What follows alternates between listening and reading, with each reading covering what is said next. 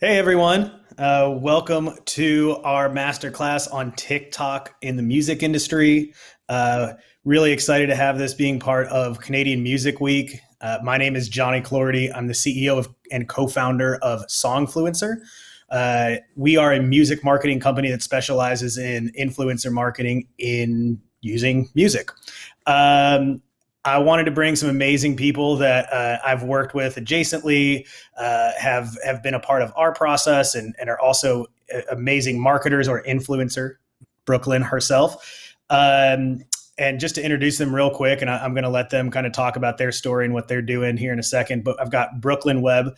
Um, I've got Brawner from Verve Music. He's a digital marketing manager over there, and Lindsay Hyslop, based here in Nashville with me, but also from Canada as well. She's a marketing director at Anthem Entertainment. But Brooklynne, let's just start with you. Want to give us kind of your background, why you became an influencer, and what you're doing now with your journey? Hi, I'm Brooklyn. I first honestly started being an influencer as a bit of a joke on TikTok. It was before there was a lot of marketing going on or there was really a market. And then my account started to pick up with the videos that I was creating, and I started to take it a lot more seriously. And now I work as an influencer full time for the past year. Awesome, awesome. And Haley, Yes. You want me to tell you about my history? yeah, tell us a little bit So, about like you being in the music industry and like what you're yeah, doing yeah, now yeah. and what you're working on. Yeah, over a decade of experience in the industry. I was previously at Motema Music for over 7 years. Small Harlem-based jazz label. Biggest artist you might recognize, Joey Alexander, who broke onto the scene when he was 11 years old as a child prodigy. Gregory Porter, also, who's now one of the biggest voices in jazz music. Both of whom actually, funnily enough, are at Verve now, so that's a kind of serendipitous thing. But yeah, no, I started at Verve label group last year in February, 3 weeks before the pandemic. So that's been interesting. But yeah, digital marketing manager there. I'm the digital lead on projects such as Tank and the Bangas, Nina Simone, recent Thelonious Monk record, Madison Cunningham, to name a few. Awesome, awesome. That's great. I've got so many questions for you right now. But Lindsay, Sure. why don't you just give everyone a quick rundown of you and what you're working on these days? Hi, everyone. As Johnny mentioned, am a Canadian who now lives in Nashville, followed my country music dream, but business side. I've also been in the industry for over a decade now, and I started in the digital marketing department at Universal Music Canada. And my passion for country music led me to country music management, which has some of the biggest Canadian country artists, Dean Brody, Madeline Merlot, Tim Hicks, etc. And I moved to be kind of the day to day in Nashville. And now I am the marketing director for Anthem Entertainment. I moved there early last year, which has also been great because I've had some great insight into the publishing world now and its sync world, and on top of the label side. So some of our artists are Rush, which I'm sure some of you may know, and Gord Bamford, Jose Feliciano, Eric Etheridge, Kelsey Kulik, and then so working also with some of the songwriters, Jordan Davis, Chris Jansen, to name a few as well. Incredible, incredible. Well, let's jump right into it, everyone. But for the audience, I wanted to kind of explain the like how I really wanted to dream up this panel. And I think in order to really explain to the audience that wants to market their music like a champ on TikTok, it's important to have experts on the industry side like Haley and Lindsay who work with influencers and who are looking at data and trying to create consumption strategies. But I also thought it'd be interesting to have an actual influencer on the panel that can give everyone here like their insight and what they're seeing. And that way we can really get this like 360 view of influencers and music and streaming and consumption and how all this ties into creating fans. Because at the end of the day, that's what we're all trying to do. Well, anyway, to that point, I'm going to ask a lot of questions to Lindsay and to Haley that probably are more geared towards like music stuff. And then I'm going to kind of pivot those questions a little bit so that they're gearing more towards Brooklyn. But I'm going to start off. Let's just start off, Lindsay, with you. And Haley, I'm going to have you answer the same one after her. But like, Lindsay, at your specific organization at Anthem, when did you start to see TikTok impacting your organization and like the marketing conversations? When was it brought up? Like, were you the person that brought it up? Was it other people? What was the reaction? Were people like, oh my God, this is dumb, like I'm not going to do anything like this? Or was it immediately received well? Or how was that initial kind of approach with TikTok? I actually feel like prior in my management role, because I worked with an artist who Madeline, who appeals to a younger audience, and her music did as well, and started to bring up TikTok as well and influencer marketing more a few years ago now, and saw it really help impact her. And when I moved into Anthem, a few of our artists are their audience isn't necessarily immediately on TikTok, but it's become increasingly important for us to engage TikTok. And it's interesting because even finding ways to some of the catalog artists like the Stomp and Tom Connors or Rush, okay, well, because some of their biggest hits obviously was way prior to TikTok, how do we allow their music to be discovered by the audience that is on TikTok? Everyone knows I Love You Man, and that scene with Rush and Slap in the Bass. Okay, can we do something with that on TikTok that will bring, oh, that's Rush. Okay, and like bringing and developing that brand into a new audience versus some of the other artists that are more that could be an influencer. So it's kind of just defining it as, okay, who could be an influencer on TikTok as an artist? Where is the music? Which songs could actually be, that influencers that are already on would love? And then also, where do we need to hire influencers to promote the music? And then also create that campaign to just get the music discovered versus the artist. So yeah, it's been a very big learning experience, and also just trial and error as well. And people and like Johnny and Songfluencer is a big part of our marketing campaigns now, because it has to be. I mean, you need to, but it's also, sorry, I'm going on a tangent, but thinking of when you're listening to a song, okay, which one will be the single? Okay, well, will this do well on TikTok? Because it's going to kind of need to. Do they have that catchy something that could translate on TikTok? Whereas before it was maybe we'd select our radio single on a completely different basis. So it's evolved that as well. It's almost like an A&R tool now. Like the mere promotion of TikTok like helps you identify if the song is moving or not. Yeah, that's great. And Haley, with you at whether I guess TikTok was kind of bubbling up prior to you at Verve, but like, I guess just in general, talk to us about maybe your personal experience with like, were you resistant at first? Were you like, nah, I'm not going to do this? I mean, I want to ask you so many questions about like the artists that you mentioned and being in jazz. Like, I gotta think that you personally might have been a little resistant, or maybe some of your colleagues, or like, what was like, tell us that story.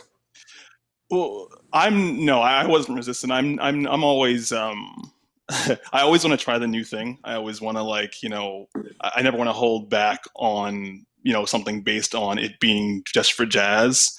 Even back to Motema days, I always wanted to view our music and our artists the same way you view other genres, not as like, oh, we have to market this. And obviously to some degree you have to cater things differently, you have to do things a bit differently. But at the same time, you shouldn't pigeonhole yourself and limit yourself and say, well, we have to do this the old traditional jazz way. I always wanted to do things the way that other music companies were doing, but not even just music companies, the way that, marketing in general, what other companies were doing, see what other marketing agencies were doing, and seeing what wasn't being done in the music industry, for example. So no, I definitely don't think you should ever view, no matter what music you're doing, you should always be looking to what you can do. It doesn't mean it always should be done, but you should be looking at it. That's one thing. But yeah, no, I mean, I remember actually it was a couple of weeks after I came on, we had this big presentation to the larger company about TikTok and what it was all about and getting people familiar with it and how it works, all of those things. I mean, obviously, yes, Verve, the demographics of our artists' audiences tend to be a little bit older, but we're not just a jazz label. We do have crossover acts, a couple, like I mentioned, Madison Cunningham, Tank and the Bangas, but even them, they're not in the, TikTok's audience, especially initially, was more in the 18-year-old range. For those kind of artists, we're talking more in the 20s and 30s on the lower end, right?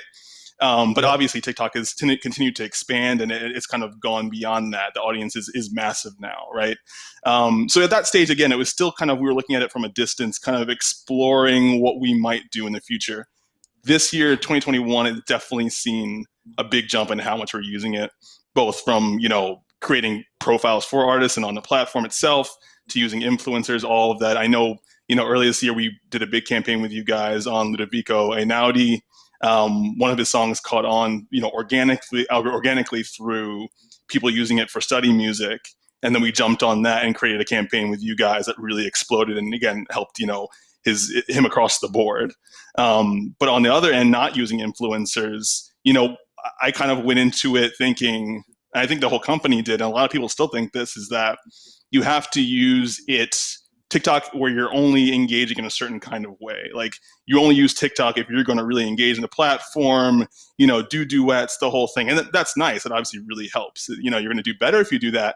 But mostly the artists that I've built their TikTok profiles for have not done that at all. And I've built, for example, Tank and the Bangas have built them up to 65,000 followers in the last month or two just by repurposing content. Nina Simone around 25,000 now, again, just through repurposing content, just, posting older content, so there's a lot to be done there, where I think now, for myself, I'm viewing it as, everyone should be at least trying to use it.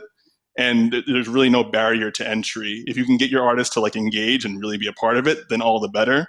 But you can kind of treat it very similarly to other platforms. You can't post all the same content as other platforms, but you can definitely use it more similarly to other platforms. You don't have to do dance challenges to be on the platform. So that's kind of been the evolution for us right now.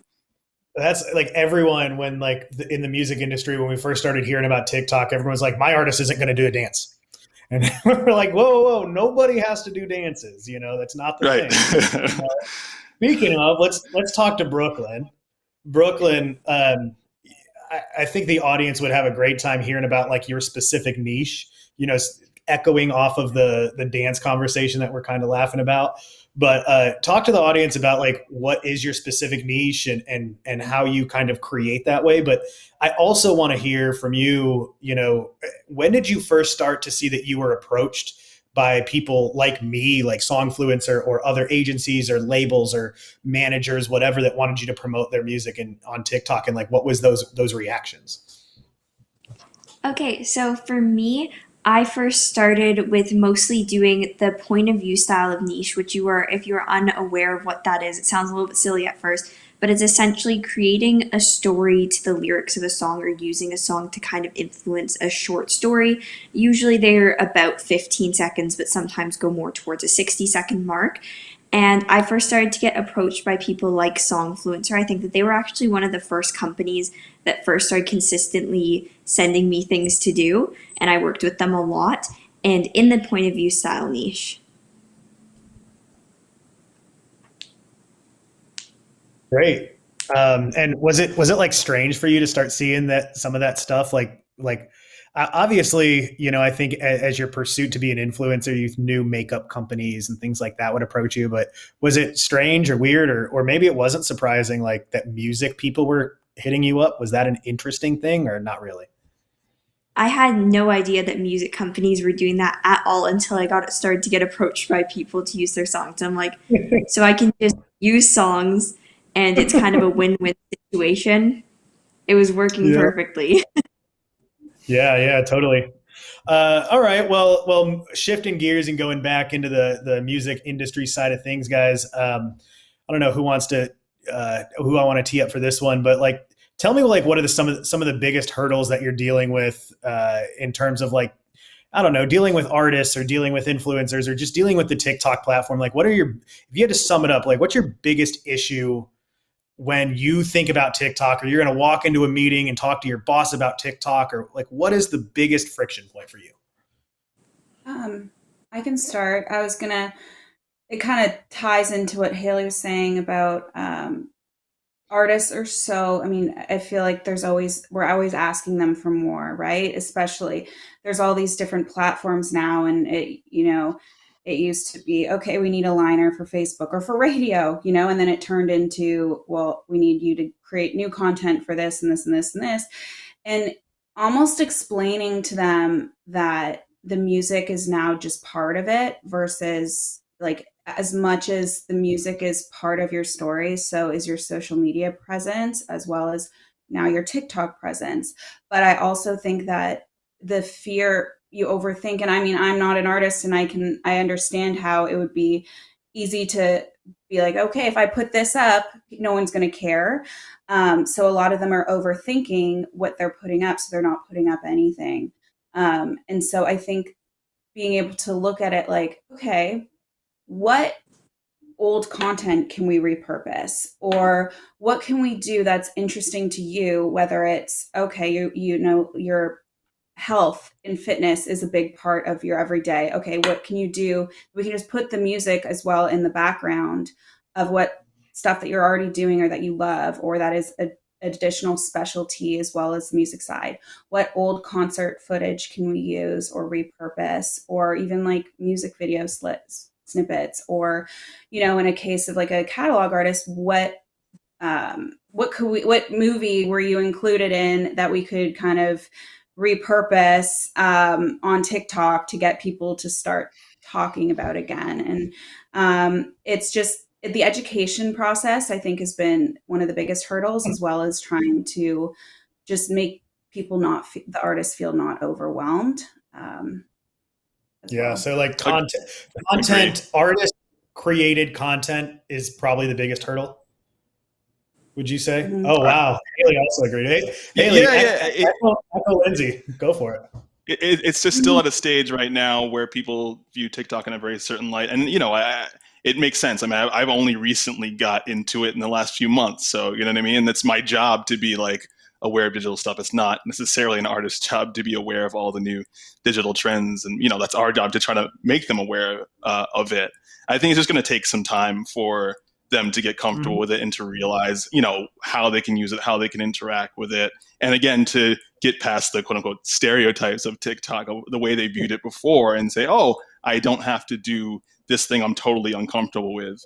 And then what also, maybe there's this thing that I thought I was uncomfortable with, and I now realize, oh, actually duetting is kind of fun to do, where that seemed like it would be not so fun, like even with things like Instagram Live, doing a Q&A, I've had issues with that, with that in the past, of that being scary. And then once I got an artist on and doing it, it was like, oh, that wasn't so bad. You know what I mean? I think it's one of those things where you have to gradually hold their hand, get them through it, and then make them realize also make them realize like the proof is in the pudding. When you see it work, then it becomes an easier conversation. And I think I'm getting to that point now where it's like, hey, look at the growth we're doing just by grabbing old content. Like TikTok really kind of wants to make your content viral as long as it's good. It wants to find, that's what I've been amazed by, is that like you'll post something and then it'll just keep finding people to watch it, as long as it's good. Like, again, the growth we saw in Tank and the Bangos was largely because I took their old Tiny Desk concert, which is really popular. I was just looking for what engaged most, like looking through the data, what engaged most on other platforms. Let me post that on TikTok. Now that has like over, I don't know, it's a ridiculous amount, but it definitely grew. Like it's a big portion of the number of followers we have now, again, which is around 65,000. It grew like our followership like 10,000 in like a day or two. Like TikTok can and will be really quick in terms of growth in a way that a lot of other platforms aren't, you know what I mean? Which is really exciting, for someone like me. And I think when an artist sees that, they can also get excited about it. So it's just getting past that barrier, I think. I want to drill into that for a second, and that's interesting. And maybe Brooklynne could say something here, maybe Haley through your research, or Lindsay through other experiences. Do you guys feel like there are, in terms of content, are there certain pieces of content that work better that might have reacted on, say, Instagram or Facebook that would never react on TikTok, or vice versa? Is there any insight of that? Do you think like that? Like maybe Brooklynne, are you like, I would only post that to Instagram? And tell us why you might think like that. Or Haley, have you seen something? Did you see something that you're like, dude, this would totally react on TikTok. It reacted on Facebook. Look at these numbers. And then you post it and you're like, what the heck happened? It didn't work. Anything? I can go in there. Do you want to be the first? Yeah, sure. For me, I repurpose a lot of my content onto Instagram. So I think about that consistently of there's some things that I'll post on TikTok where I'll just post because purely I know that my audience knows who I am. So it will get a reaction because they know me type of thing. It's not necessarily the content, but just because they know me, it will get more of a reaction. Wow. All right. And Haley, there's definitely, yeah, I mean, there's definitely, there's content where you take a guess and you're like, this probably won't work on, there's some content, for example, that was posted, I work with the estate of Nina Simone. He's posted on Instagram, and he'll, there'll be a time where he might post that to TikTok. And I'm like, that's not really going to work there. And you can see it doesn't work. You know what I mean? But it's not always easy to know 100% what's going to work. Generally, the things that I thought were going to work best kind of did. So yes, there is some method there. But there are times like where I thought something I posted for Nina was going to do really well and didn't. And that can be also just due to random fluctuations. Sometimes with TikTok, you just post it again, try it again. That's one of the good things about it. It's not quite as curated as Instagram. You can kind of like post whenever, and more often. So yeah, it's kind of it's not quite as strict, and you have to kind of experiment a bit more with TikTok to see what's going to work, But I've seen, again, like we posted a Backlash Blues video, which I thought was going to do okay. And that was at the first, galvanizing point for growing her followership. And then more recently, I posted something with her, it was just a quote from her, not music or anything, not her performing, but a quote talking about, just her authenticity and like what, how she presents herself to people. Right. And that grew a followership by 20,000 in a week or two. You know what I mean? And we got, a bunch of people duetted with it, all this kind of stuff. So sometimes it's not easy to know 100% what's going to work. Yeah. Has anyone, how many times have especially I guess Brooklynne, pointing this to you, how many times have you been like, dude, this is going to be a fire post. It's going to blow up, and then it doesn't. How many times that happened? Way too many times. I will sit there and I will make what I think is the best video ever, spend 6 hours making sure that everything's perfect, post it, and it will do absolutely terribly and just plummet and that's the thing, is that while you can have super, super awesome amounts of growth, it can also just sometimes not work out. Yep, totally. Lindsay, from a management standpoint, oh yeah, go for it. No, I was going to say, this also kind of ties back to trying to figure out in your head, okay, is this, to Brooklynne's point, will they react because they know the artist, because the audience that is on that platform would know the artist, or because the content or song speaks to the audience that's on that platform? So figuring out your strategy based on that, whether or not the goal is to build the artist as an influencer to sell their music ultimately, or use their music to sell the artist kind of thing. I don't know if that makes sense. Yeah. I mean, it's a double-edged sword sometimes, and from a marketing standpoint, you got to kind of weigh the balances, because if you're trying to make your artist big on TikTok, you don't want to turn it into an influencer thing. You want the artist to be appreciated for the art form that they're doing, and which is the music. They're performers, they're artists from a musical standpoint, and you want that recognized to build the foundation and build the fans. Awesome. Well, I'm going to move on, and Brooklynne, I'm going to have you kind of kick this one off. So you've been hearing a lot of us talk about in the music industry, we love influencers, they promote our songs and all these things. I guess help us understand why you might use specific songs and trends in your content, even outside of paid promotions. So what makes you think I'm going to use that song, or I'm going to do this, or whatever? What organically inspires you?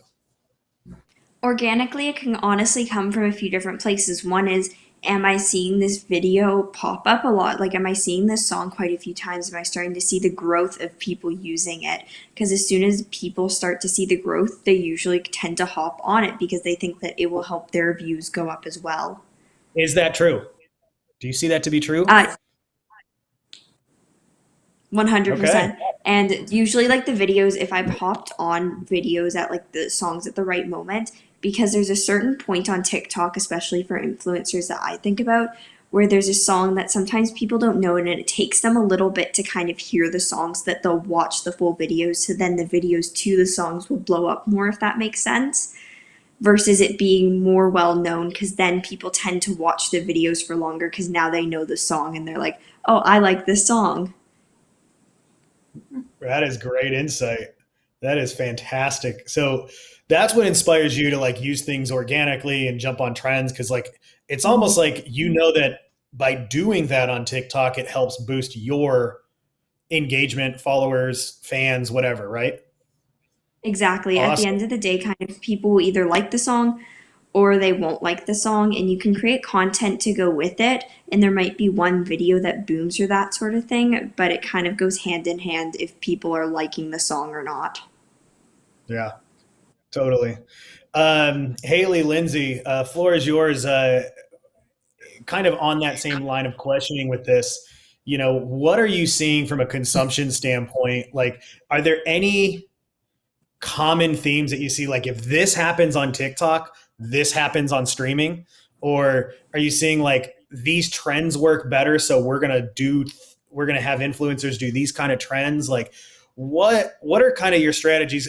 I'm always assuming that from a label standpoint, your end goal is streaming, consumption, fan acquisition at the end of the day. Most of the time it's that direction of things. Correct me if I'm wrong, but if that is the goal, how are you guys approaching song growth, and what do you see? I I think what could be interesting is like tell us about that, and if there are any myths that you like, maybe you used to think like this about TikTok and now you changed because of something new, some new information or some new knowledge base that you've learned over the last year or two. So I think You that guys up? it all. Oops, sorry. It No, go for all it. ties back into kind of the active and passive listening that we saw initially with streaming and for example with Spotify, right? There's so many times now, and it's got even like more so where people know a song but don't know the artist. And I think that if there is a song that you think could be like a viral hit, and that's kind of where you're going to make that streaming revenue off of that song that's going to get on the playlist, and you might not sell concert tickets from it because the people who are streaming it don't even know who the artist is, or if it's kind of more about um, building the artist's like overall brand, or not brand, but selling an album, or like just depending on what the artist is or what the purpose is, or it's just become more and more singles driven, I think, and in the label business. And I just think that if people are like engaging because they love the artist and they want to hear more from that artist, or if it's a lifestyle song that fits the party playlist or where they're at, kind of thing. And I'd say for us, Yeah. we're still in a very exploratory kind of phase. We're still trying to learn where we fit in the ecosystem, especially when it comes to influencers and how that can relate to consumption growth. Yeah, I mean, for the most part, yes, fan acquisition and revenue through streaming, and sales obviously are our end goals, right? But we're still exploring that. Like, I've recently run a campaign with you guys both for John Williams, is a Imperial March theme, and the goal for that for me is Yeah. more to grow the uses on the platform, to kind of make it the go-to when someone searches Star Wars music on TikTok, to make that be the thing that comes up first and they use it all the time. You know what I mean? That's kind of my goal there. I don't think it necessarily will, because of the way classical music works and someone having to go and search for John Williams in Vienna after that's used, it makes it a little bit more, difficult for it to relate directly to streaming, right? But also on Nina Simone, we're doing a campaign for Feeling Good. And again, this is for me kind of trying to learn how this will work. Will it catch on? It's an older song, but it's also a very, very popular song. Can we find a way to make that then relate to people streaming it? It's already streamed loads, you know what I mean? But can we get, more young people streaming it? You know what I mean? So we're still learning about that because we really just started to dive into it. Hopefully by next year and then the year after that, we'll have a lot more, knowledge, hard data, and those kind of things because we would have run a lot more campaigns. But again, I think the best example so far that we've had is the Inaudi campaign, which again started organically. And I think that's the best. Obviously, if you could have something kick off organically, that's the best.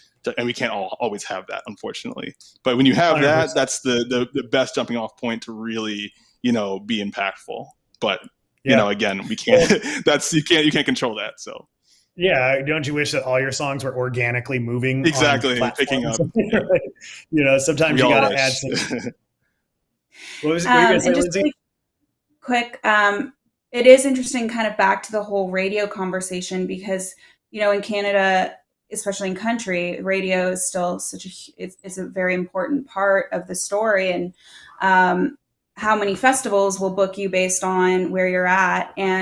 But radio now, more and more, when you're trying to get an ad at a station, they're like, okay, well, what are the streams? How many times has it been played on TikTok? And so you're sending those pitches, you work super hand in hand as a marketer with the radio tracker. If you're not picking a song that's not going to necessarily fit the streaming world or something like TikTok, that's why now we're thinking so much into the next single based on the song and how it can work on each of these platforms in order to make sure that we're getting those streams and views, so then it will go up on radio versus, oh, this is the best song on the album because it's of this kind of thing. Right. Yeah. I mean, it's crazy. I mean, I remember 10 years ago, savvy people would put streaming numbers on one sheets for artists, and there was other people would be like, take this off, this is dumb. And like now, when like TikTok started taking off, I started to see the same thing. People would put TikTok stuff on there, and people would be like, why are you putting TikTok stuff on here? Get this out of here. It was wild. But I did want to say one thing about like the strategy of like the song growth and what we're seeing, and it kind of ties back to what Brooklynne was saying, just about like people like influencers like Brooklynne know that when a trend is moving, and like some kind of animated thing, some kind of action that Brooklynne can do, she knows I'm going to jump on this trend, because if I do, it's going to increase my engagement, which means more followers. And one of the things that we've seen over the years is like, you got to get to a point where there's a trend that you can, and it doesn't need to start that way. I think that's the thing as marketers in the music space that we forget about, is that songs don't always start as like the dance.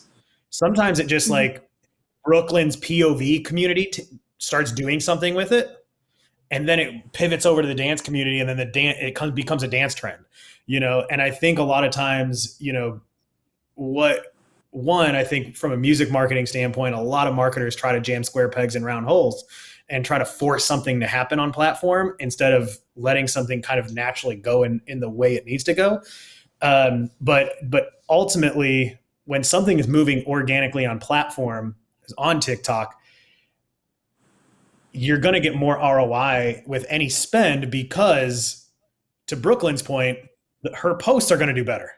So if we're hiring influencers when something is moving, maybe Brooklynne normally gets X amount of views on her post, but if we have her post for a campaign of ours, it's going to double or triple the amount of views she has, and a lot more likely chance to go viral once it's in motion. And internally, we refer to that as just velocity. So the more velocity a song has, the better the posts are going to perform. And that's just something we've experienced time over time again. And I wish there was a way to organically, Haley, to your point, like how can we organically all my songs need to be moving on platform to do that, but we're not quite there yet. Gonna go back to Brooklynne again for a big topic that I questioned that I had. So Brooklynne, what are we doing wrong? What can we do better? As marketers, whether it's brands that are approaching you or people from the music space, what are things that we're just not seeing? Like, you deal with people like from brands and music companies and all these things. What are we not getting? What's not connecting? And what are you like, I don't have time to explain this to you, just go away or whatever? What are those kind of moments for you? I think probably one of the biggest moments is when it's just trying to force a trend into something else. Like if you're really just trying to roll out a bunch of like dance trends and you have this specific trend dance that was created and you want it to be done exactly like this. And sometimes it's not necessarily like what's the best content, but what's the most entertaining content. So if you're trying to curate a dance and it's the same 8 moves that have been seen all over TikTok and it's not that fun, and you can tell that the influencers aren't having fun creating it either. And it needs to be the most entertaining, not necessarily the best possible video. Right. Wow. That is, you sum that up perfectly. Um, and so you think like a lot of times you're approached by people that are like, I need you to do this to T, because essentially they're kind of telling you that they think they know the platform really well. And if it's done perfectly well, then the song's going to take off. Right. That's kind of the assumption. Right. And that's not true. And Mhm. I think what I'm seeing, I can echo what you're saying. It's like, sometimes you don't know what's going to work. You might want to leave things a little open-ended so that we can inspire organic movement. Yeah. Just on a similar note, I know, Brooklyn says POV community is kind of like where she kind of does it. And Brooklyn, you're doing POV, but you're kind of skirting out of that now, right? Like you're doing some Yeah, stuff in and out of that. I've been doing like different makeup content, still POV. I've gone into a bit more of the dance realm. I'm kind of doing a little bit of everything at this point. And my best performing song promotion posts have been POVs because it was the most organic way of just giving a song, hey, interpret this and create a content and a story that resonates with you. And created things, and I've seen them grow so big and perform on multiple platforms well. Would you say that genre has anything to do with the performance of your posts? I wouldn't say as much anymore that genre. It's just kind of what I've been doing for the longest amount of time and what content I know I can create the best. Right. So like you don't think that like, oh wow, like this is a hip hop song, so you know what, it's not going to do well. This is a female pop song, so it's going to do really well. You don't think that that really has a big impact on your engagement? I don't think it really does because I can see the randomest songs blow up ever. Like just Yeah. such No, I, weird random things organically blow up. So it honestly just depends on once again, are people liking and finding the song catchy? Are they liking what's going on or not? yeah, yeah. I got to say, I can't tell you how many times I talk to people that are like, look, my artist is a 19-year-old female. I need other 19-year-old female influencers to post. And I'm like, why? Because you think that that's hitting her demo? Like, why do you think that? Explain to me why you think that. I know it's, it's like, it doesn't really work like that. It's all about the content, right, Brooklyn? It's like, Hmm. what I try to tell people, if we come up with a concept or a theme or an idea that 19-year-old females want to do, that's the way to go to the 19-year-old females. Am I right? Yes, Like makeup 100%. ideas. Yeah, makeup ideas, cute coupley ideas, probably going to go that way because that's the content that those kids like to see. Mhm. Cool. Well, on a similar note, like Haley, I want to talk about just with your experience. Your genre is just kind of different, and I'd love to hear your perspective of like, I already asked you like, how did it start off, but like, what are ways that you're approaching like captivating that audience that you think would be great? What are some of the goals? What are some of like, I don't know, are there friction points in that genre when it's connecting on TikTok? We could even talk about the artists that are trying to figure out and what content that we need to get them to do. Like, what are all those things for you? Because I think that's so interesting that that part of music and the genre that you're in is not like top 40 pop, like that all the hype house kids are dancing to. Yeah, exactly. I think it changes to one degree. It obviously it's interesting to hear Lindsay's perspective because it changes our approach to some degree. We're not thinking as much about radio. We're not at this point anyway. Choosing our singles based on it yet. So but again, the artists are diverse. So, we're talking about artists like Cynthia Erivo, which are more in the pop direction, Tank and the Bangas, which is, R&B. So, again, the biggest thing is that it's not really in the 18-year-old, kind of direction. So we're not creating the dance content necessarily, but we might be in the future. It all depends on the song. You know what I mean? Again, it's kind of right now, I'm in a place of just being flexible, experimenting with things, listening to people, you know what I mean? Listening to, if I'm working with, for example, y'all on this, like, what are your ideas? What do you think is going to work? Let's try that. You know what I mean? Not coming into it where kind of what you were saying before, like, I want this and this is how I want it. Because to be honest with you, I don't know the platform well enough. I'm still learning it. You know what I mean? And I have to be honest about that. Maybe in a couple of years, I will be, an expert on it. You know what I mean? Like, I know the digital realm pretty well. You know what I mean? But I'm still learning how all this works, So I think the biggest thing is, again, it's not influencing our decisions majorly yet. It's not impacting how we're choosing singles and those kind of things. But right now, just experimenting. Again, mostly right now, it's about repurposing content, finding content that's worked elsewhere, or content that's generally I think will work, posting it there. We're getting to a point now where, like, for example, mentioning Cynthia Erivo again, I'm going to, going into her first photo shoot, let's get all this kind of content I think is going to work on the platform. I think you can do really well on the platform. And now when you set up a shoot, try to get content that's, maybe not the high quality, EPK type stuff, but like get content that's behind the scenes, get content that, a list of content that you think is going to work on a platform. That kind of content, I think, is definitely changing how we're approaching those kinds of shoots. But again, with other kinds of artists, Tank and the Bangas, right now it's repurposing. I'm trying to get them to do more, engaging with people, more duets, those kind of things, But it's taking time, it's taking effort. Madison Cunningham, similar type of deal. We posted a video, again, was one of those things where I posted, saw a huge follower growth of covers she did with Scary Pockets on the song Arrow Through Me by Wings. It picked up immediately, did really well. I thought it was going to, it worked. Trying to get her to engage, maybe do duets with the Scary Pockets, those kind of things. But it's been slow. She's still hesitant on it. Right. So it's just going to take time. It's going to take time with those kind of things. It totally does. Yeah, I hope did that answer your question? Yeah. I still remember like telling artists like, tweet, thanks Spotify for adding me to X playlist. And they were like, why?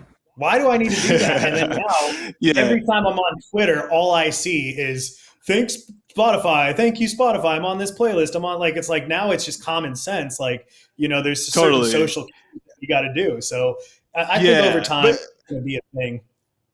Yeah. And just getting back to I think the original point of your question is like, again, not staying within a box, not saying I can't do this because it's a jazz project, but also not getting way too outside where you're like, you have a feeling, you have some intuition on what you think is going to work. Like, I'm not going to do something crazy on Nina Simone's channel that completely doesn't fit her brand. You know what I mean? I'm not going to ask Madison Cunningham to do something completely uncomfortable. Like, go do something really funny. If that doesn't fit you, if it's going to be unnatural, don't do it. We need to find things that are natural and fit within the brand. But again, maybe something that's a little bit out of your current comfort zone. So that's the kind of, place I'm working within right now. Right. On that same thing, Lindsay, I think I could tee you up. Like, I would love for you to kind of merge and talk about genre, since you, one, are in the country music space, but also you also have another interesting paradigm because you're also thinking Canada. So like, how does genre, being, country music is a niche genre, but also territory and how to focus on different territories, and how is that conversation going for you? And kind of just a similar question that I asked Haley, like genre, specificity, niche stuff, like how are you attacking all these things? I think one of the most interesting things about the way that the music industry has evolved is that I think the borders have kind of gone down a lot. And I think that's part of how, I was able to justify being here when I was working with Canadian artists, because it's all global, and platforms like TikTok and streaming platforms allow us to be global. Whereas before, you'd have your international person take care of the US market or the UK or Australia.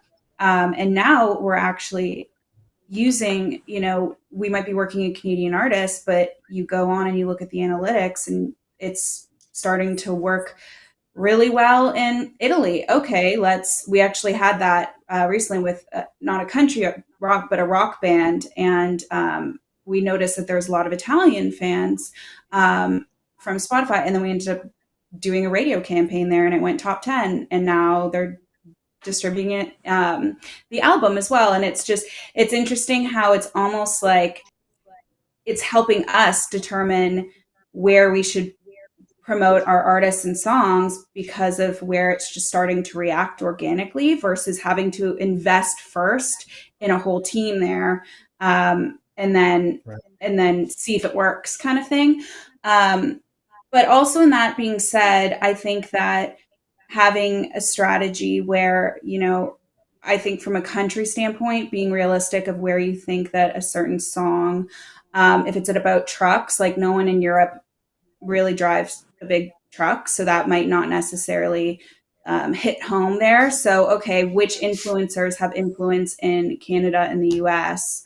Not maybe use like a European influencer for a song because of basically where their audience is. So I don't know if that answers the question. Yeah, I kind of wanted to throw that one over to Brooklynne too. Just when we're talking about territories and making impact. Brooklynne, you're based in Canada, so does that mean like when you post on TikTok, 100% of the people that view your post are in Canada?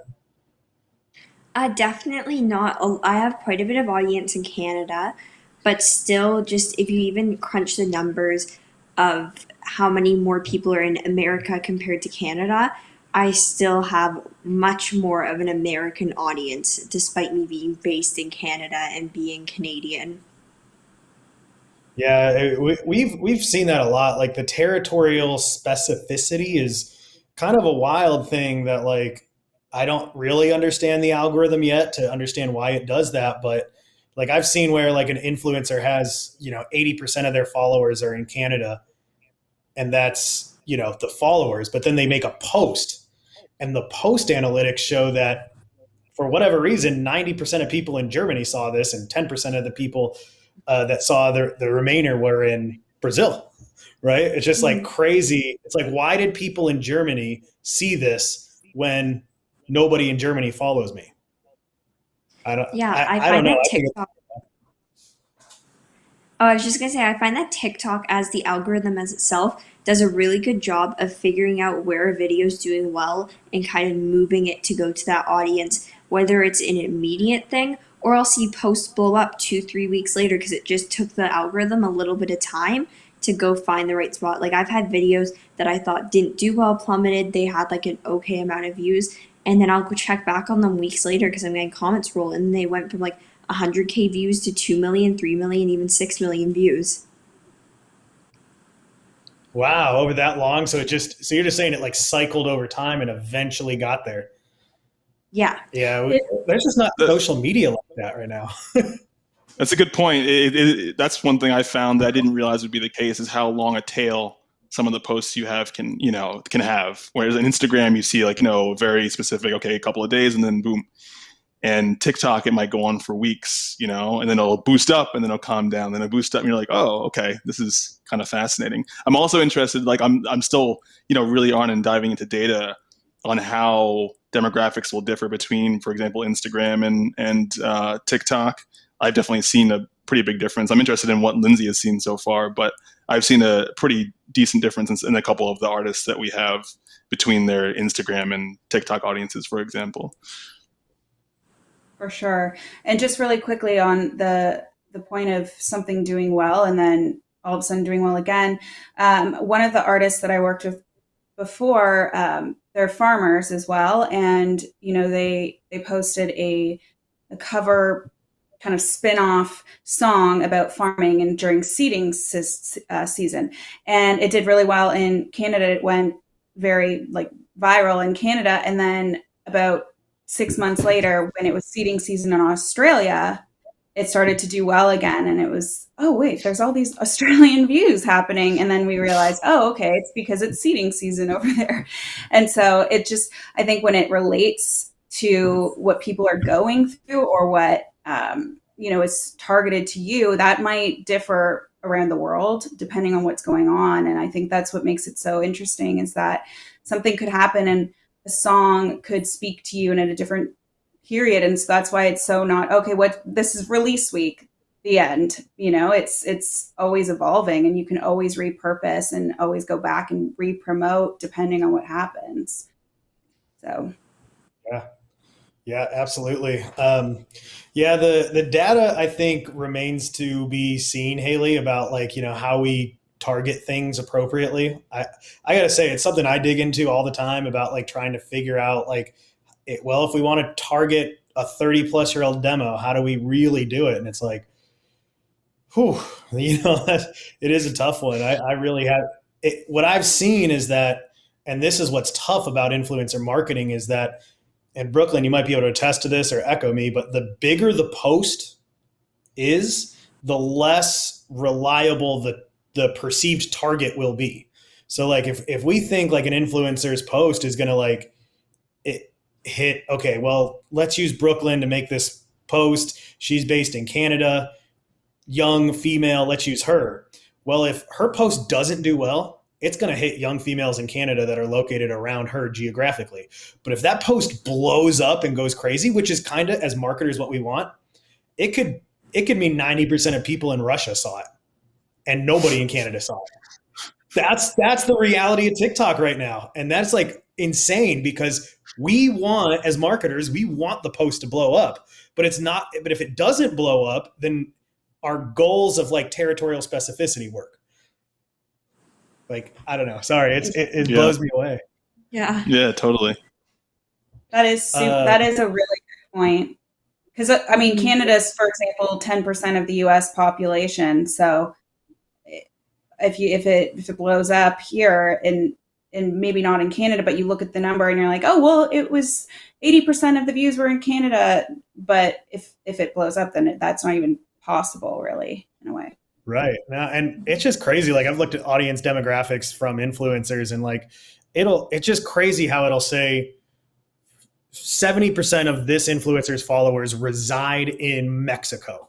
And then they'll make a post tomorrow and it'll show us markets from audience members that aren't even in the top 5 markets for those for that influencer's followers, and it's all right, well, so I don't know, it's we've got to figure this out. I do have a theory about this, though, that as TikTok starts to, appeal to advertisers and to brands, I think my theory is they're going to have to tweak the algorithm, though, to make it more specific to territorial intentionality, what I should say. I think creators are going to ask TikTok for that over time. I think TikTok knows that brands and advertisers want that look, I'm a producer of whatever in Vancouver, Canada. I want to hire an influencer in Vancouver, Canada right now to do this thing for me. So Brooklynne makes sense. But if they look at Brooklynne's analytics from her last 20 posts, maybe it's not there. And Brooklynne's I want to make money. So TikTok, help me out here, right? Right, Brooklynne?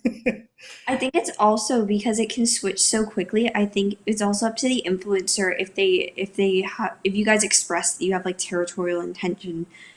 So when they're creating the content, they can try to cater it to their, for example, I'll see videos from people in my hometown, which are very hyper specific. And then all the comments will be people yo, I live here. I'm from here. I'm from here. And so it's really important that if you're going for that intention, it's also the influencer that needs to put a little bit of intention in there. Because I didn't even know until now that you guys actually had territorial intention for stuff. Yeah. Look at that. That's All right, fine. Well, guys, this has been fantastic. Brooklynne, Haley, Lindsay, I can't thank you enough for joining me and doing this. This has been awesome. I hope that the audience gets something out of this. I hope that this changes lives, makes dreams come true. But if the three of you want to be my friend after this, you got my email. Hit me up anytime. And let's do this again in the future. But once again, thank you. And thank you, Canadian Music Week.